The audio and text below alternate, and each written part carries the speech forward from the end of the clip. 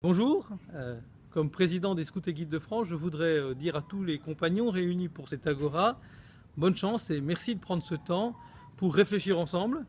mais aussi éclairer le mouvement sur de nouvelles pistes. Compagnons, vous jouez toujours un rôle très important dans celui-ci, parce que vous êtes la jeune génération, les jeunes adultes du mouvement, vous construirez demain son futur, et aujourd'hui, dès maintenant, vous êtes en capacité de nous aider, d'une part, à mieux comprendre le monde dans lequel nous vivons, et puis peut-être à rejoindre d'autres jeunes. Je voudrais vous adresser au début de cette agora 3 messages. Le premier, c'est de me rendre compte avec vous qu'il n'y a jamais eu autant de scouts et de guides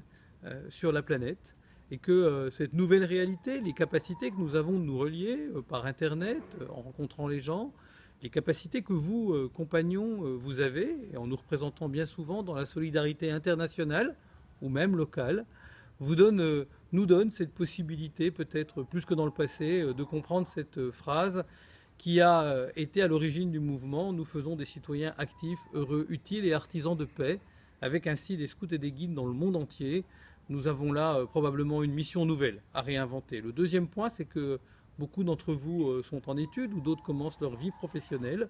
Il me semble que tout ce qu'on apprend dans le scoutisme, ces convictions qui font que vous êtes là aujourd'hui, et puis les compétences que vous avez acquises à l'école, à l'université, le mouvement doit pouvoir vous accompagner pour créer des cohérences professionnelles permettant d'allier les convictions et les compétences, là aussi pour changer le monde. Et puis le troisième message, c'est que vous êtes dans une association, les Scouts et Guides de France,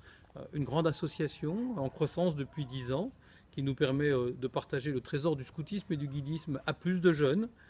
Cette association doit aussi réfléchir à ses modes d'organisation, de dialogue, de débat, de décision, et que d'une part la loi française, d'autre part une certaine vision de l'organisation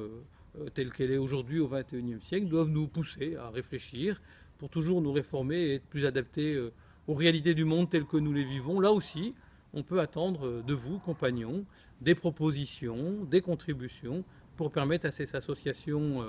d'être toujours le creuset qui permet à des jeunes, à des moins jeunes, de se réunir à la fois pour l'éducation et à la fois pour changer le monde. Bonne agora.